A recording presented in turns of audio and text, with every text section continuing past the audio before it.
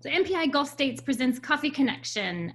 Today's topic is You Are Not Alone, Riding the Roller Coaster of Stress and Uncertainty in the Events World, Tips to Cope and to Find a Silver Lining.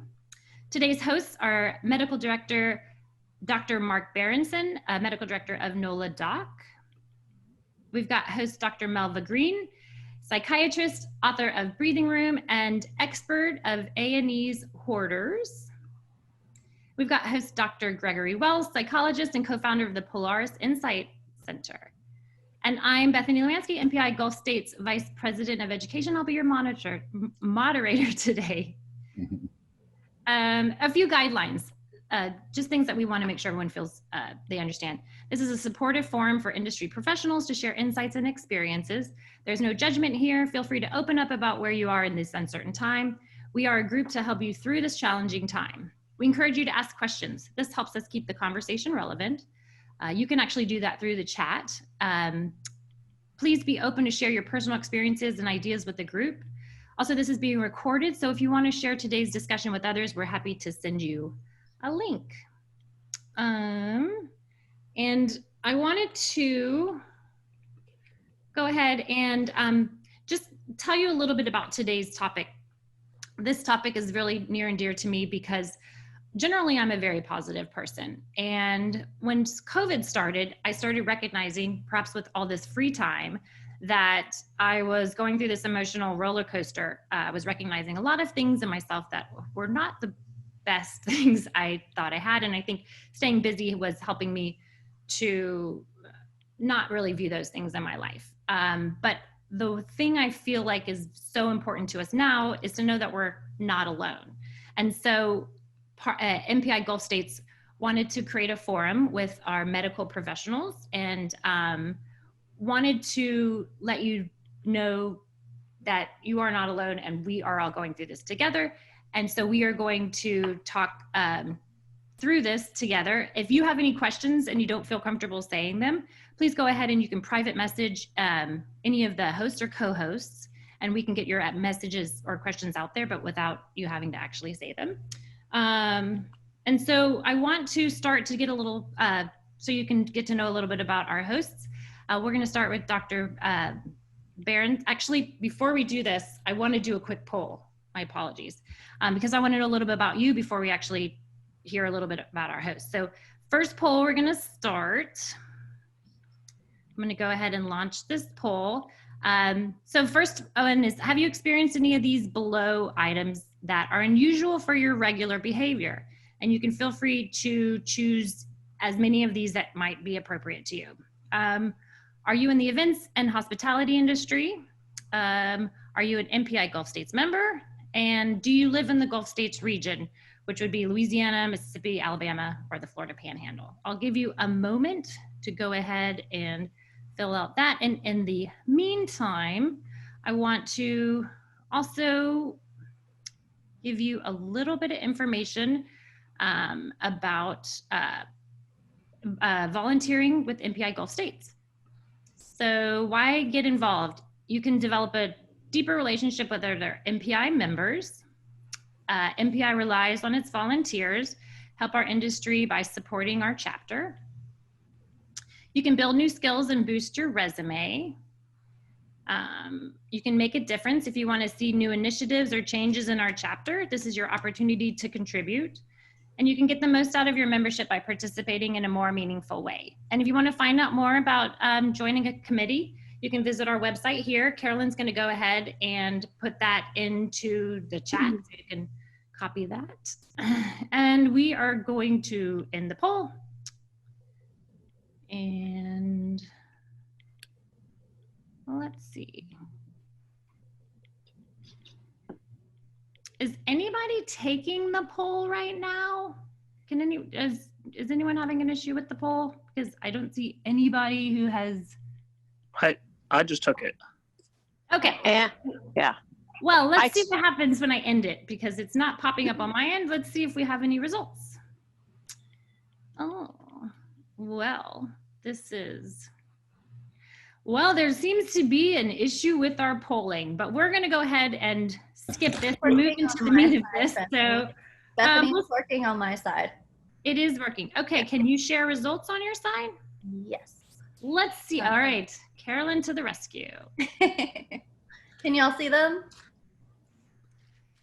Yes. Right.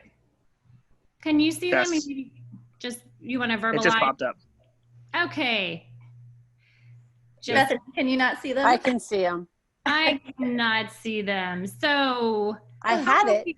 How are we looking on the? A lot of anxiety. Oh, there we go. Okay. Is anyone in the past 5 months, this has just been the best of their life? Because if you're my dog, you probably are checking out. But, I think 3% of voters were dogs. all right. Well, we're going to move off of the poll and we're going to jump into the meat of this, and we are going to meet our hosts. So, Dr. Berenson, can you just give us a little insight on your history in the field and a little bit about yourself? Yes, thanks for having me. Dr. Mark Berenson. I'm a New Orleans native, grew up uptown, and graduated from medical school at Tulane in 2003 and moved out to California and in 2003 and trained in family medicine and worked in emergency departments and hospitals for 10 years. And then in 2013, moved back to New Orleans and started a house call practice. So now my mission is to keep people out of the emergency department and hospitals, and it's been a wonderful experience, and here we are today. Yes, and thank you again for tuning in and joining us this morning. I know you are, all of our hosts are very busy with their practice.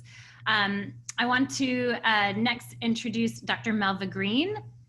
Dr. Green, can you share a little bit about what you do in the world? Well, fun fact, I'm actually from New Orleans too. Most people don't know that because they say you don't have an accent, but I do. I absolutely do. Yes, New Orleans native. My mother went to Xavier University. She met and married a musician there. Left in high school to her hometown in South Carolina, and from there went on to medical school in Nashville, Tennessee at Mahara Medical College, and completed my psychiatry residency at Johns Hopkins in Baltimore.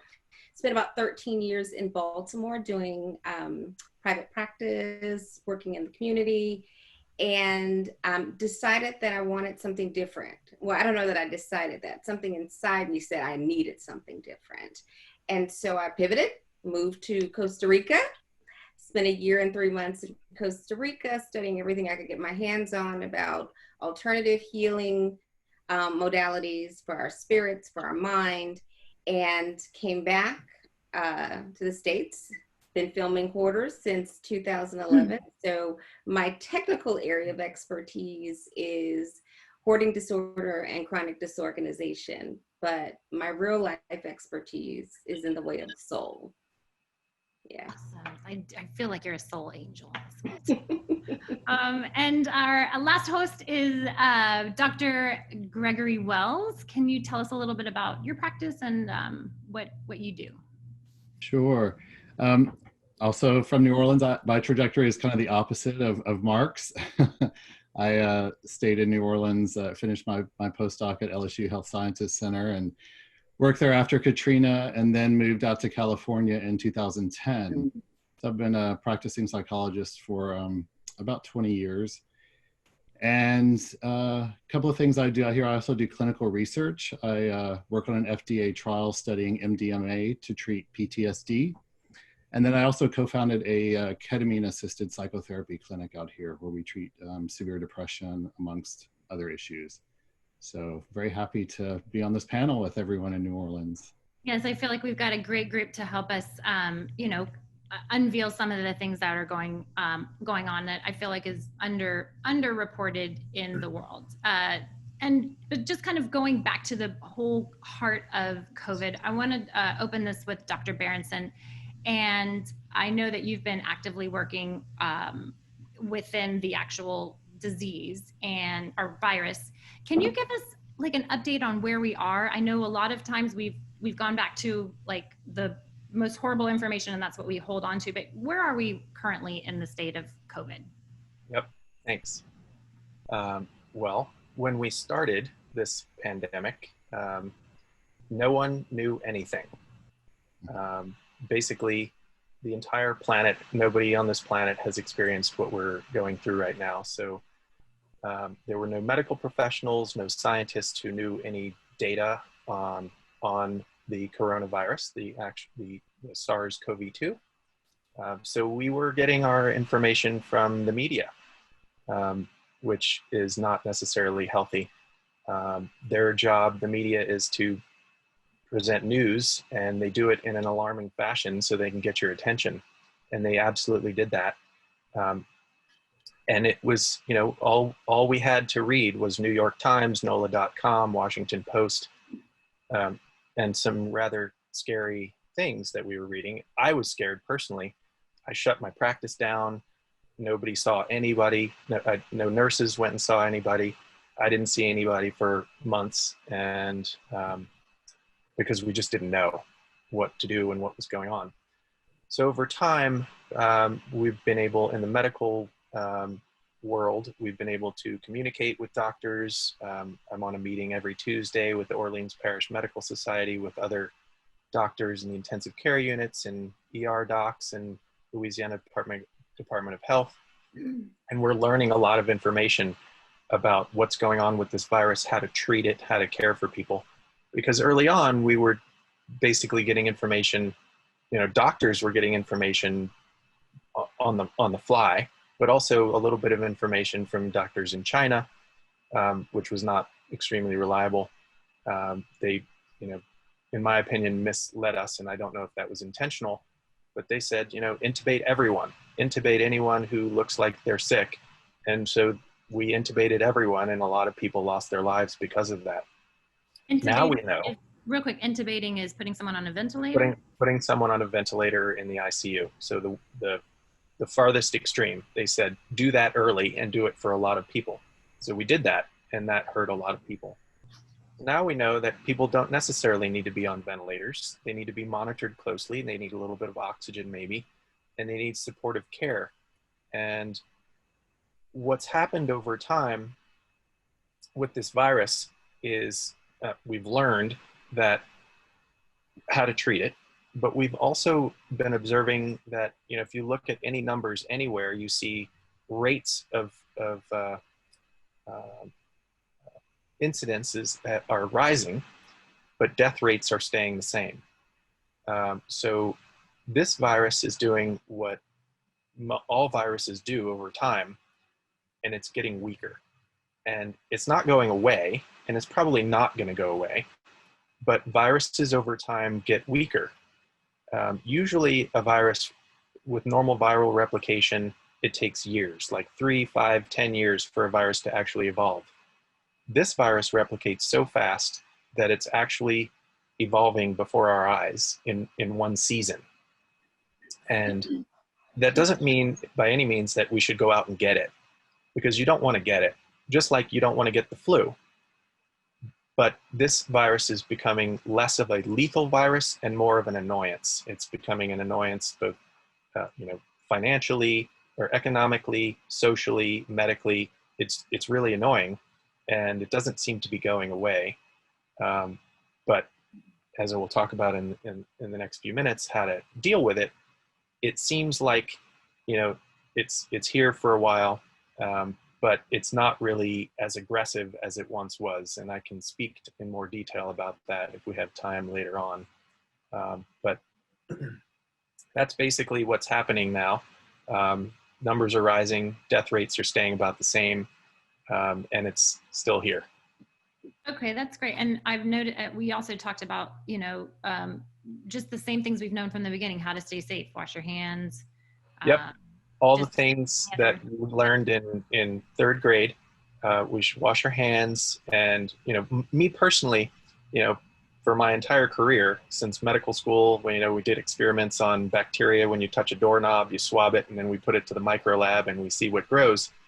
You know, when I walk around my entire life, if I touch a public doorknob, that hand is off limits until it gets washed, right? You're not going to catch something through your hand, but if your hand goes and touches your face, well, then that's how you get something. So keeping your hands away from your face is a really good idea. Washing your hands. Masks are helpful, You know, it depends on who you ask when you need a mask, and you know, whether you're sitting in a restaurant or standing up in a restaurant. So it's not necessarily, we don't have great guidelines on masks at the moment, but in close quarters, masks are helpful while this virus is going around, any virus for that matter. Okay, great. So great to hear just like an update on where we are with things. I feel the media isn't as open Yeah, about trying if you want to be scared, read the New York Times every day. So I want to move on to Dr. Wells, and I know that you're treating patients. How are you starting with your treatments? What are you working with your patients currently in their issues with COVID?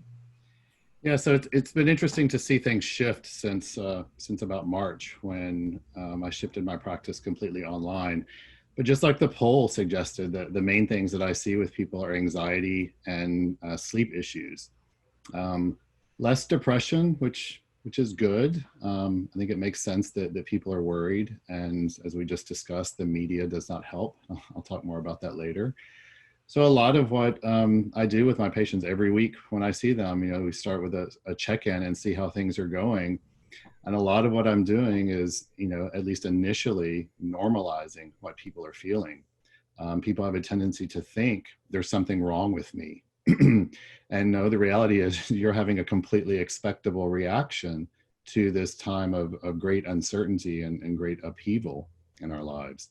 And having to live in isolation, you know, cut off socially from a lot of what people are used to. And so having some anxiety and worry and sleep issue is completely normal. Now, if it gets to a debilitating level, then we start talking about interventions and things to do. So a lot of my work right now is helping people kind of maintain to stay healthy. And so each week really focusing with people on basic things like what I call basic self-care, paying attention to your diet. What are you eating? What are you putting in your body? That applies to alcohol as well. We all know New Orleans loves a cocktail, and you know, sometimes we need to moderate that. And you know, alcohol consumption late in the evening really messes with sleep. There's just no ifs, ands, or buts about that. And so if you're going to have a cocktail, do it at happy hour. You know, have your cocktail at 5 o'clock, but then don't drink, you know, with dinner or after dinner, and you'll generally sleep better. Encouraging people to do some sort of movement or exercise. You know, gyms have closed down, and so you know, encouraging people to explore, to become creative. There's, you know, 9 billion YouTube videos now. Every health professional has pivoted to offer at-home workouts. You know, Amazon has finally caught up with, you know, at-home exercise equipment, so people can purchase some affordable things to do exercise at home. I myself just got some resistance bands, so I can, you know, do that at home. Yoga is easily accessible, or just stretching. People sometimes hear yoga and say, oh, I can't do that. Well, just stretch. Anybody can lay on the floor and stretch. It doesn't take any training. And the other thing I work with people on is mindfulness. You know, sometimes we just have to find stillness and quiet and take some deep breaths. One of the things that, you know, we've often talked about, or we hear this around a lot, that COVID is kind of the great pause in our society. Well, there's an opportunity there as well for all of us to find some stillness and some quiet and to go inside. And anyone can do that. It doesn't take training. So lots of deep breaths. That's great. I've been personally finding my happy spot in City Park, and getting out into nature has been very. Yeah, nature is the other important thing. You know, I know it's hot as Hades in New Orleans right now, but you know, finding time to get outside and to experience some nature, or put on a nature video. I have a client who plays YouTube videos of birds singing all day while he's working at home, and that helps him feel, you know, a little more connected to nature. Yeah, I definitely, I might have to try that too. Anything to bring some peace and solace. Thank you so much. I want to move on next to Dr. Green. Dr. Green, tell us a little bit about what you do and how what you do might even be reflective of the events industry. So I do a lot of things, but I think what we're talking about, or what you want me to spend a little time talking about, is the work that I do with hoarders, or people who hoard, or who are just chronically disorganized. Oftentimes these people are dealing with a grieving process, and it's a complicated grief. It's some sort of trauma that they've experienced that they have stalled in the process. And so they're holding on. They're stuck, essentially. They're stuck in this arrested place of development and not able to move through the stages of grief. And I've actually seen that very similarly in people who are dealing with COVID. People find themselves really stuck. And remember when we had the issue with the toilet paper, I let people know, you see how there's a very, very fine line here, right? Everybody was hoarding TP. And so it really gave people an opportunity to see that, you know, it's easy to fall into these places and these spaces. It's easy to get stuck. And so what COVID has done, what the pandemic has done, is it has forced people to get still and to confront the issues that have been there all along. It's not like these aren't issues that weren't there. These are issues that people were so busy that they weren't able to address them. They weren't able to feel them. They weren't able to see. They weren't able to acknowledge them. And so now that we have this great pause and people are forced inside, they're really being forced to look at themselves, and there is a lot of grieving going on. Definitely. And I know we actually talked about some of your clients and the focus of the folks that are having the, you know, issues with grief, and that is also there's the flip side on that, the people who actually help them get organized, and how their kind of control setups and things may be reflective of those of us in the events industry. Yeah, I work with a lot of professional organizers, or the people who help do the physical, the hands-on moving of stuff. And when you describe the people in the events industry, I thought, okay, well, I know that archetype. Those are my professional organizers. They're wonderful people, but they often deal with issues of control. And so this is actually highlighting those issues. This is actually challenging people to realize that this idea of control, it's an illusion. It's an illusion. There is no control. There's nothing that we can actually absolutely control in these times. And so people who are having those kinds of struggles in terms of not being able to go with the flow, so to speak, are really having the hardest time. And I loved in our conversation, we had conversations with all the hosts beforehand, and I was telling Dr. Green a little bit about my personality, I guess, and some of the demographics that comes with us. We are hard workers, we are people pleasers, we are plan, and our whole purpose is to bring together large groups of people. So when you take that away with COVID, a huge gap falls within our industry. And that's, you know, venues, hotels, restaurants, you know, they're people that, vendors, people who work with those that are coming into the city to do special events. But the fact that you were great to reveal that we also are very creative people. And with the creativity, you had touched on a few points that this is a position of power for us. Can you elaborate a little bit more on that?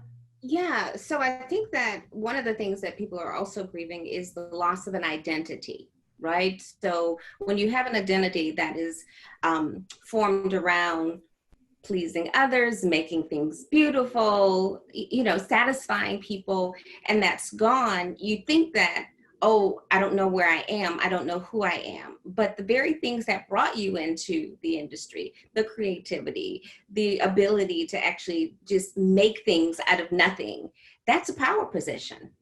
That's a power position.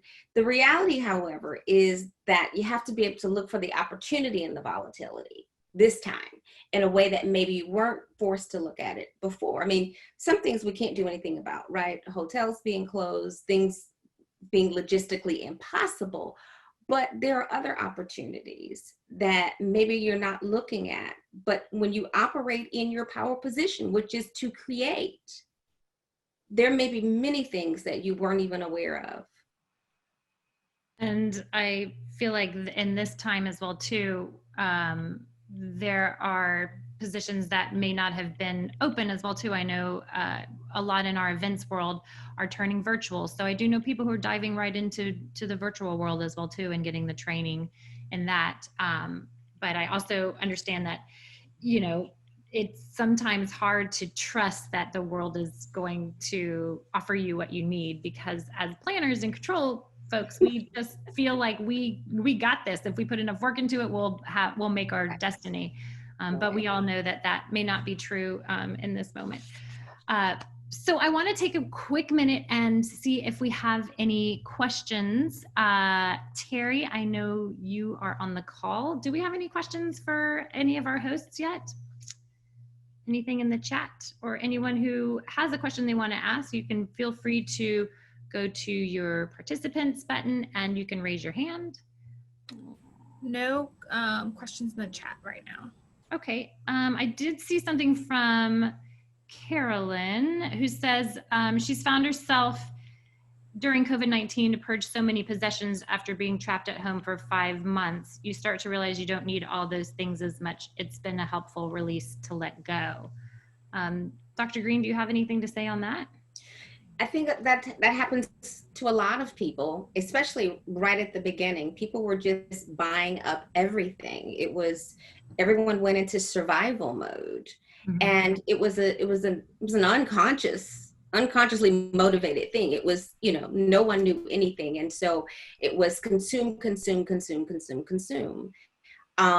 But now that we're 5 months in, people are looking back and saying, I really didn't need all that toilet paper. I really didn't, I really didn't need all those paper towels. I really didn't need all that Lysol, and starting to really explore, why did they fall into such a space of survival? Why was there so much fear, right? And so really going in and figuring out what are all the places that people are feeling uncentered, ungrounded, unrooted, and being able to unpack that and being able to let some of that tangible or physical stuff go is a sign that you're also beginning to let some of that emotional stuff go. Yeah, we as like event planners we gather mementos from all the special events we've planned, and we can take those memories, we keep them forever, and then we realize this lanyard, we don't need it anymore. I love that event, it was great, but I have photos, so Right. just purging all of those mementos is really where we're at right now. And it's also brings a little bit of joy touching them again, thinking about them, so it's been nice. I let go of a little control in my house. Woo-hoo! And I see a couple others in the chat as well too are recognizing the purge. Actually, so we have a question for Dr. Berenson, and we're going to go back to Dr. Berenson next. This one's from Lisa Jennings. Do you feel that the information or data is now starting to collect enough to make better decisions moving forward, or is it still a fluid situation even in medicine? Yep, so we're definitely getting some information where we can move forward, which is one of the things that I want to talk about now. And but it is going to continue to be a fluid situation. We're going to continue learning more about this virus. But there is enough information now to know how to move forward, which, Bethany, do you want me to just start talking? Yeah, please do. I think this is really great information. Great question, Lisa, thanks. It basically just prompted what Bethany was going to ask me. So I've talked to hundreds and hundreds of people in my practice doing what I call COVID consults, because people have been calling, thinking they may have COVID, or they want to get tested, or they want to know how to move forward and want to talk to a doctor. And so what I've learned is I get everyone's story. I talk to every person for like 30 to 45 minutes or more, and I get their story. What have their exposures been? Have they had any symptoms? Who do they know who's had symptoms? And then I test them and I follow them. And what I've found is that and I test them for antibodies, and I test them for COVID, the nasal swab. People call it COVID test. What I've found is that if we can start communicating about our recent history, we will learn and be about what's going on with each other. Because right now, we're all getting antsy. We want to hang out. We want to have some people over to the house, maybe in the backyard. And we wonder, is it risky? I've got a friend who I haven't seen in 6 months, and I really want to reunite with them. All we need to do is communicate so we can be most informed. And the way I liken it to is, if you had an engagement tomorrow night to have dinner, and your friend who you're having dinner with calls today and says, "Oh, I've got the flu, and I don't think I should come over." You'd say, "Well, thank you for sharing. I'm sorry you're not feeling well. Let's catch up in a week or two when you're feeling better." That's normal behavior. That's how things have gone for as long as I know. With this virus, it's contagious like the flu, but you don't know you have it, right? Because a lot of people are running around right now who have virus and are shedding virus, have no idea. But if we ask them a couple of questions, we will learn where they got that virus and if they have if there's a risk. So the questions are, what symptoms have you had in the last 30 days? And it might seem a little weird, you're asking a friend or a work colleague, these kind of medical questions. So I feel comfortable asking questions because I'm a doctor, and it's usually a doctor-patient relationship, but we need to get comfortable asking these questions. And so what I tell people is just preface it with, there's a pandemic going on. Can we just have a chat for a minute so we can understand our risk?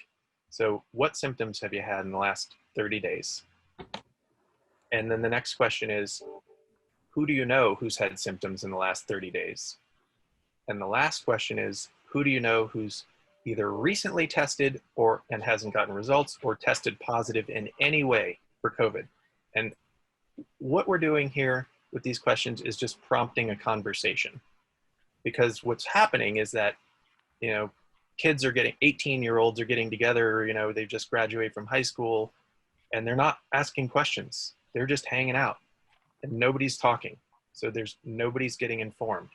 But if we ask those 3 questions, we're going to learn. So if most of the answers are going to be, I haven't had any symptoms, I don't know anyone who's had any symptoms, or I don't know anyone who's tested positive. But if any of those questions come up positive, for instance, oh, my coworker, he got tested 2 days ago, and we're waiting for his results because he was with someone who tested positive last week. Okay, well, let's have a conversation about your experience with your coworker so that before I hang out with you in close quarters, I want to be most informed as to my risk. Much like if you had the flu, you'd call me and tell me you had the flu. But with this thing, as I said, we don't know if you've got symptoms. So if we ask these questions, we're going to learn about people. Yeah, did you want to ask? Sorry, I just wanted to mention as well too, I know you're actually working with a local venue in the city, and you're starting to advise that this is something they can do within the venue. Can you speak on that a little bit? Yeah, so let's say there's going to be a small gathering. Normally venues have gatherings of like 1,000 people. Let's say you're going to have a gathering of like 25 people, or maybe 100. That 100 might be pushing it right now, but we've got to start small. So let's say you're going to have a gathering of 25 people. Send out a questionnaire digitally to every participant at this venue or this engagement, and ask these 3 questions. And any of those questions that come back with positive responses, just pick up the phone and call them and have a conversation and say, learn about their exposure and say, there's a pandemic going on. I really appreciate you answering these questions honestly. I think you might want to skip this event to protect yourself and everyone else, so we just don't have a massive spread around. This is the only way we're getting back to being social. We need to be social. We're social creatures. We communicate, we hang out. We need to communicate about what's going on in our experiences to get back into life as we knew it. We are very ready for that and ready to go back Yeah. to as well too. Thank you. And what we'll do is we'll put those questions in the chat as well too. So if anybody wants to reference back to that as well too, we can share those. I think it's really helpful. I want to move on to Dr. Wells to talk about the effect of media that is having on our mental health. Can you speak a little bit about what you're advising? Sure. Well, Dr. Berenson touched on this earlier, and one of the I think most frequent pieces of advice I give my patients is to limit their exposure to social media, particularly Facebook, but really all media. As he said, the New York Times is a great way to increase your anxiety. Everyone wants to stay informed. Things related to this virus are changing rapidly, and often we need to know what's going on in our local area and find out, what the latest rules, regulations, openings, closings are, and that sort of thing. So there's this compulsive need to check the news, and I think I certainly experienced this after Katrina, where we just couldn't peel ourselves away from the nonstop coverage that ultimately resulted in just further traumatization for people. And so really limiting your exposure, and if people, you can skim the headlines and usually, know what's going on without needing to dive into every single article. So if people are really struggling with that, I encourage people to limit their social media or news exposure to about 15 minutes a day.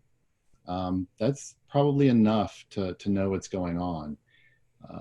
So find other things to do with that time rather than scrolling. So I encourage people to just delete the app from your phone so you're less tempted. Wow. It's a lot more challenging to use a web browser on your phone or to go to your desktop or laptop.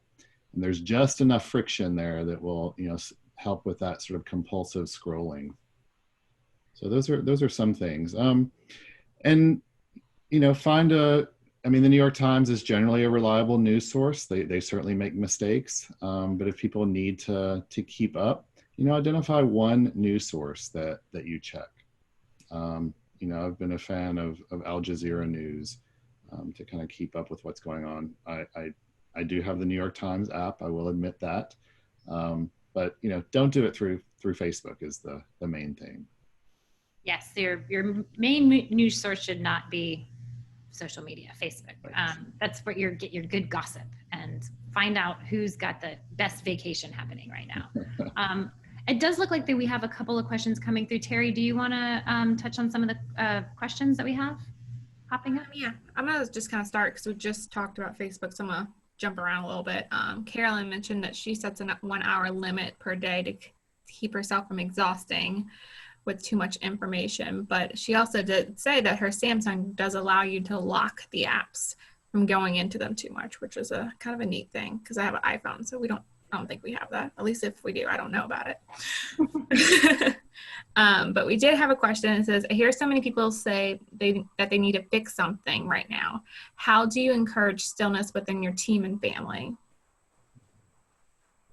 Anyone want to take that? Melva, do you want to take that? I'm going to throw that to Dr. Wells. Oh, sorry. well, primarily because he spoke about the mindfulness and that sort of thing. So, all right, Dr. Wells, do you want to take that one? How are you? Yeah, so a lot of the conversation I have with people around this is identifying these two sort of mindsets of being versus doing. And in our day-to-day lives, we tend to spend most of our time in a doing sort of mindset, particularly for event planners. You're constantly planning and organizing and addressing problems and putting out fires, and there's constantly a crisis whenever there's an event. And so it's a hard sell to tell my patients, I just want you to focus on being, just find some stillness and just be. So in my one-on-one sessions with people, we'll do this together. We used to do it in my office, now we do it on Zoom.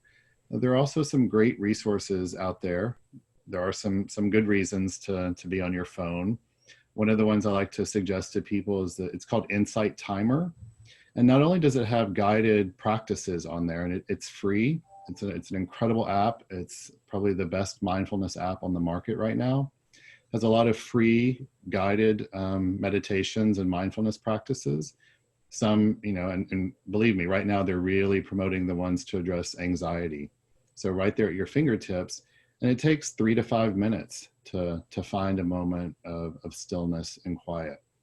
The other thing that app offers are also talks from professionals, from some of the greatest meditation teachers in the world, from the Dalai Lama, talking about what we're experiencing in the world right now.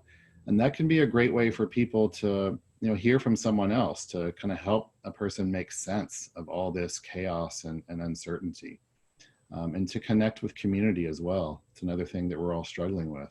So the app has this built in, if you're meditating, say at 8 a.m. in the morning, there's an option. You can see who else in the world is meditating at that time, and you can sort of give each other feedback, congratulations, thanks for meditating with me this morning.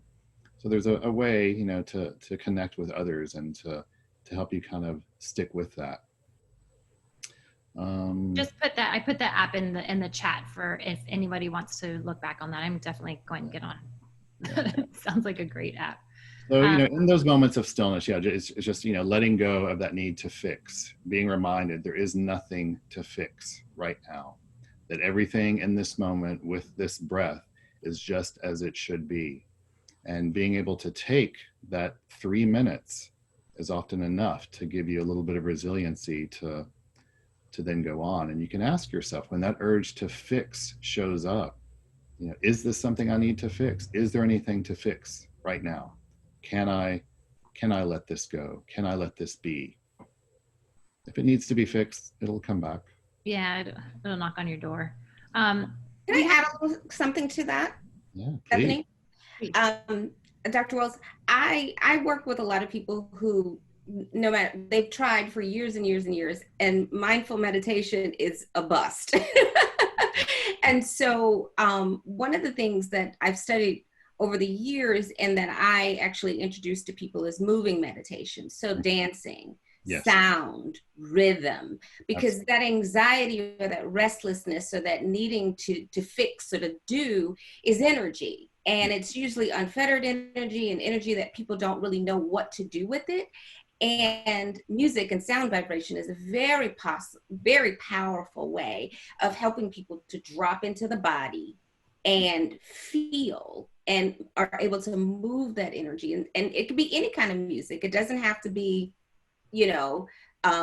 meditative music. It could be, we're from New Orleans, it could be a brass band, get out there in second line, whatever, but Absolutely. move the energy, like allow the energy to move so that you're not trying to force yourself into a box, into a space that there's really just too much excess energy to even make that work. Mm-hmm. Yeah, thank you for bringing that up, Dr. Green. It's absolutely true. We often talk about walking meditations, when people can be outside, but dance and movement is wonderful. And people can certainly do that on their own. There's also ecstatic dance. There's 5 rhythms dance, if people want to look these up. There's one called Gaga, not Lady Gaga, has nothing to do with her, but there's a dance organization based in Israel and in New York. They do online classes. It's open to anyone. You can donate if you feel moved to do so. But these are ways to, some people are a little, I don't know how to dance, or people don't feel like they can connect with music, or what do I do? So there are some great resources out there for mindfulness through movement. So yeah, thank you for bringing that up. Yeah, if you don't mind adding those to the chat, what some of those links, that would be great. I know we have some questions in the chat, but before we get to those questions, I'd like to just touch back to Dr. Green about a little bit more of the releasing control and regular practice of this. Can you speak a little bit more about that? I don't want to I feel like that'll be very helpful for us. Well, when you asked me about this to do this, I was so excited, right? Because this is my jam. There's so much pathologizing to what is going on, and the need to control, but it's just what it is, right? And so it's come up as an opportunity for us to deal with it, and there's so many infinite possibilities inside it if we can allow ourselves to tap that. So just a story, I was in my own practice and ready, I had no reason to leave. Everything was great, but there was something calling me, and I decided, okay, I'm going to move to Costa Rica. I'm going to move to Costa Rica. Everybody thought I had lost my mind. And so I went to a therapist. Am I having a midlife crisis? I was too young to be having a midlife crisis, but everybody's asking me, why am I leaving this perfect life, right? To move to Costa Rica to do nothing. And I went to my therapist, and I blubbered it all out, and he said to me, Melva, sometimes we're so busy focusing on the door that is closed that we're too busy to turn around to see that there's a window of opportunity waiting to show us that we actually were born to fly. The next day I closed my practice. I was out of there, and I've never looked back. And even the Hoarders opportunity came a day after I closed my practice. The only thing still remaining was my voicemail. And I got a call from the network. They had seen me on TV for something else and recruited me to come on as an expert on the show. So I wasn't even looking for it. The only thing I did was say yes. I said yes to the chaos. I said yes to releasing the need to control. And I said yes to my heart, to truly following my heart and listening to my heart. And that tapped me completely into the infinite possibilities of the universe. And I think that we all have that. We all have that. And so I want to be careful and conscientious not to come off as if I'm minimizing the situation, because it is traumatic. There's a lot of grief. There's a lot of hurt. There is a lot of confusion going on right now. But if I can get people to kind of take a step back and look and turn around, is there a window? Is there a window of possibility, that's waiting for them to actually see that there are capabilities and other things that they weren't even thinking about consciously. Which is part of what I wanted to take away from that, is that I think this actually happened for anyone, or after Katrina, going through Katrina was a very challenging, everything was gone. I think a lot of that is felt in our events industry right now too. But having faith that might not be your destination, or having faith that there may be another change out there for you, and understanding that you can put faith in the fact that that there may be something there that might pop up that you can't plan, that you can't know is around the corner, and maybe the best decision that you've never even thought you could make. Which is why I think what happened with you with the Hoarders. And I want to remind a lot of those of us in the industry that we've been doing the same thing for years, and this has been a pause, and this may be the best opportunity of our lives if we actually are able to look at it like that. Absolutely. And I know that we had this great conversation. I didn't want to miss that this may actually be a positive thing for a lot of people, even though it comes off as a very negative thing in the beginning. Absolutely. We have a lot of awesome stuff in the chat, so I do want to get to some of these questions as well too. Terry, do you want to go back? I know that Elizabeth had a question in there. If you are ready to. Yes, this one's directed to Dr. Wells and Dr. Green. She's been pivoting the virtual, but I think what was said about identity and work is really important. How to manage the anxiety with creating a new thing that she needs to do, but feeling paralyzed with moving forward. I also think I'm angry about having to kind of start over, and then I feel guilty because at least I have the resources to do that. I should say that when I'm actually doing the work, I feel better. It's just getting there. Dr. Green, do you want to take the identity piece since you opened with that? Or? No, you go for it. I just finished talking all the talk. Okay. Well, I think a lot of what I said earlier around, making space for that and finding stillness and quiet relates to this as well. And to recognize that in Elizabeth's case, you're moving through a process of transformation and growth. And that is a process. And to be reminded that you're in the middle of a process and you don't have to know exactly where it's going to go. And, growth is something we kind of all know. Growth is painful. And to continue to make space for that, remind yourself that, this is a process. Come back to the moment, the present moment, and remember, I'm in the process. I don't have to know where this is going, but it will take me somewhere. And I think Dr. Green's example of Costa Rica is a great example of that.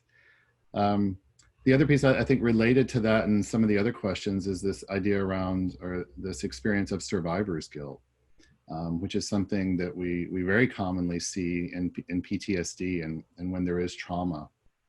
We saw this after Katrina. Certainly, many people died, or when there's a combat situation and people die. But then there's also that, well, everyone I know lost their homes, but mine was okay. I didn't lose all my possessions. And there's that feeling of survivor's guilt. And that is normal. What you're experiencing is very common for people. And I think there's a few ways to work with that. If it's something that is becoming debilitating, certainly I'd say reach out to a professional, talk to someone about that.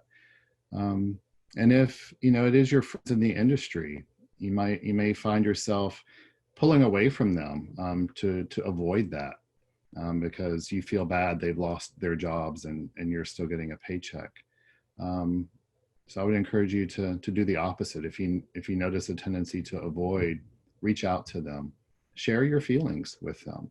I'd say 9 times out of 10, they're going to say, oh my God, please don't feel bad that you have your job. I'm so glad that you have your job. And, in a way, when we are still doing well, we still have our jobs.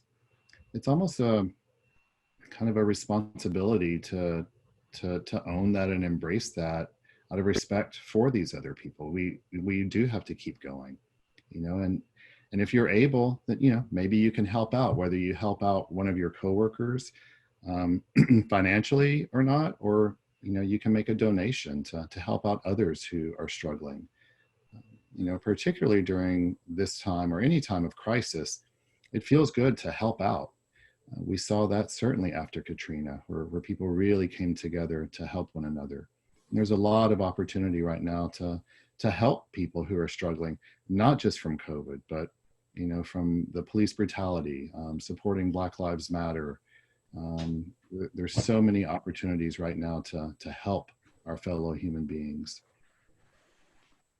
And I agree. And I also find that when I'm down, one of the best things I do is volunteer. There's a instant gratification of seeing that the work you're doing is helping somebody else. And that can be on a wide variety of things, participating within your community, even within our meeting planners community. If there's something that you feel like you can offer, continuing to help with job posts, and just talking to people. I feel like, going back to what Dr. Berenson said, communications not only on information, but also communications between people. We aren't having those, regular interactions.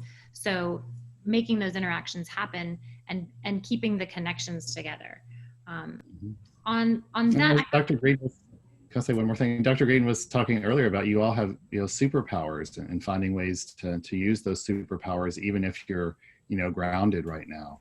And one of the ways that you can do that is helping support organizations that are sort of still up and running, and there are ways to do that virtually, using your incredible organizational skills, and whether that's supporting protesters in Portland or wherever it might be. There are lots of aid organizations that do need help right now. And I encourage anyone who is at a loss for something to do, please volunteer with MPI. I personally have sunk a lot of time and energy into MPI, and it's been so rewarding and given just some direction. And I encourage anyone else, please look at becoming a volunteer. If you are feeling survival's kit, you can always donate directly to the foundation, which actually will cover memberships for those that don't have it.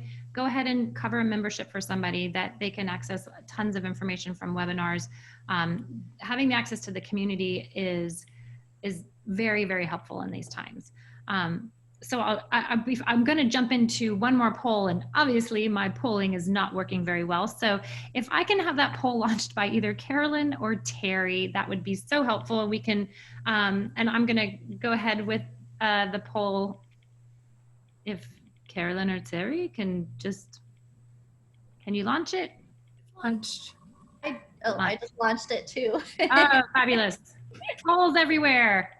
So the poll, so did you go to poll number 2? Technical issues here on our side. Sorry, guys. So basically, we just want to know, after the information that was presented, do you feel any of the following? You have more knowledge and feel better about your personal situation? Have you gained tips and tools that will help cope with uncertainty? Are you going to share tips? And do you feel more positive about the future? And in that, I'm going to do one more. We have one more slide I wanted to share with you for our next education. So please join us on August 20th from 11:30 a.m. to 1:30 p.m. It's going to be virtual. We're going to be powering up networking, LinkedIn and beyond. This is great for anyone who's furloughed or wants to sharpen up their resume and or their LinkedIn site. So our host, Don Rasmussen, is going to give you meaty insights on how to update your profile, use LinkedIn to make connections, as well as alternative job directions for industry people at a loss to where to start. And then I also wanted to share this slide from Dr. Wells, some thoughtful words for us for today. Go easy. We're all triggered and activated and tender as hell right now. Take a hell of a lot of deep breaths. Remember that everyone is either deep in their feels or shut down, or possibly both at once. Be gentle with yourself and each other. Slow down, channel softness. These are challenging times. You are doing just fine. I think I'm gonna make that my screensaver. So are there any other questions we have? Terry, do we have anything else? Yeah, it was a I have a couple. So what are your thoughts concerning school openings and possibilities of a more drastic wave of infections? It's me. Yes, sorry. So my thoughts concerning school openings are a couple. One is the notion of pods. I'm sure we've heard of that by now.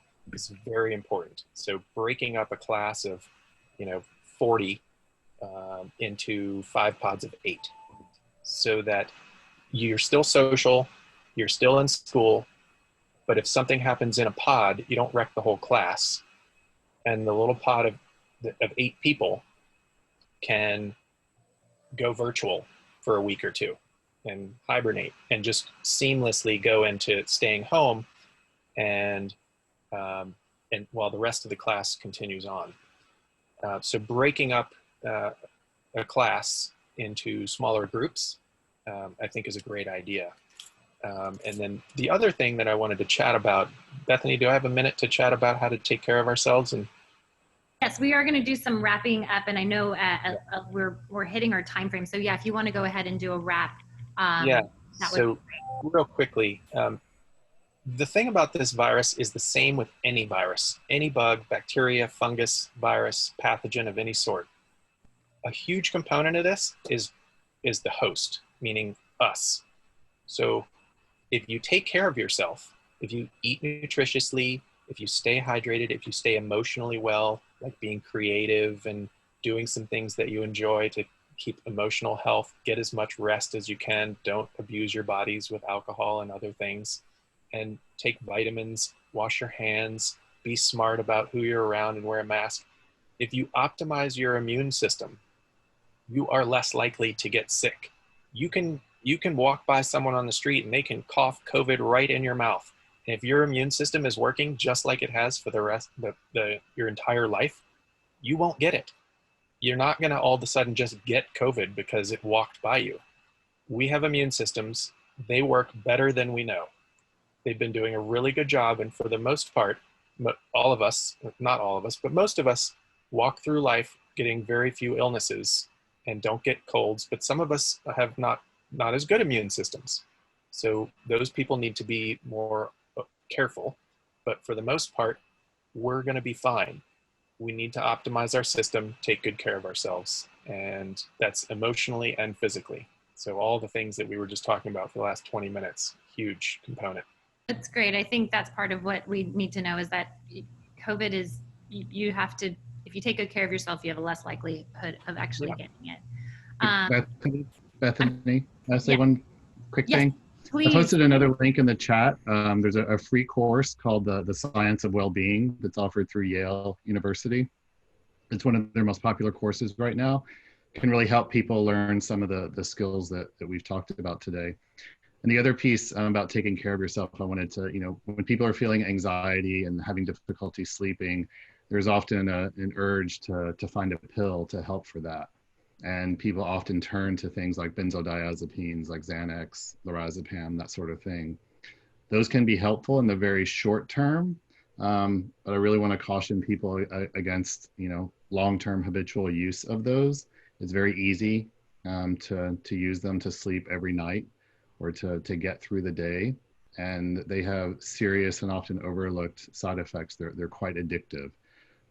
So I'd encourage you to talk to someone like Dr. Green or Dr. Berenson. There are other alternatives. There are natural alternatives.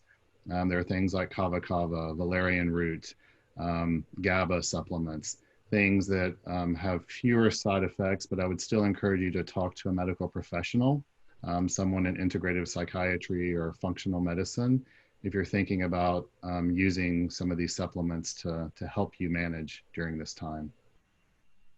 That's awesome. And then I thank you for putting everything in the chat. If anyone puts their email address in, we'll send these links to you as well too. And your slide is getting a lot of love.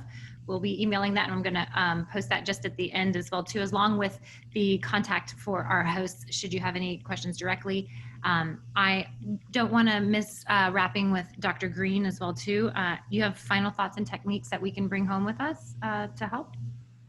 Yes, and I'm so thankful to Dr. Wells for sharing that last little bit about being very mindful, thoughtful about getting on to benzodiazepines, because there is a desire to kind of make it stop, right? Like whatever the pain is, make it stop, and that can be problematic. That can be very problematic. And so, the one thing I would offer: fall apart. Like, this is the perfect time. When are we going to get another pandemic?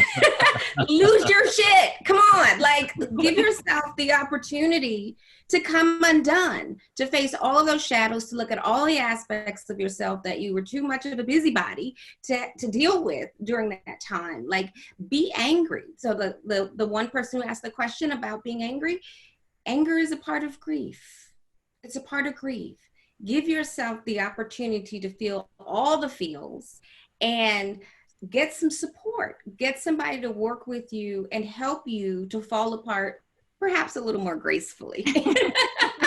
But give yourself an opportunity to be held in a safe container to deal with all of the things that you may or may not have the space or the time to deal with when we were not in a pandemic. And the other thing I would offer is something that I'm a big believer in, and it's I'm not I don't avoid the shadows, I don't minimize the struggles or the pains, but I'm a big believer in being and becoming, like living as if. So there's a technique of as ifness, right? So living as if all is good, living as if the infinite possibilities are right at your fingertips, living as if you are joy filled. And again, this is not about avoidance. This is not about bypassing, but it is about practicing, building certain muscles, building certain emotional muscles.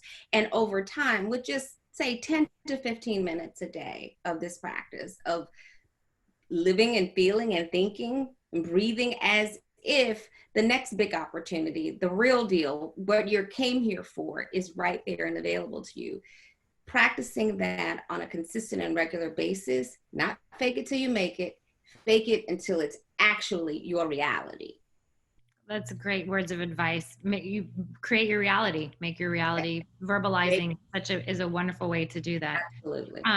I want to wrap real quick by showing a quick slide with all of our contact. I know we had a couple other questions. I'm going to post, Terry, do you want to go ahead and let us know what the questions are? I'm going to post this slide, and also I'm going to just put the contact information here for our doctors, and I'll go back to the slide. Are there any other questions? I know I know everyone's got a busy day, so anything we need to wrap up, I want to focus before we get off.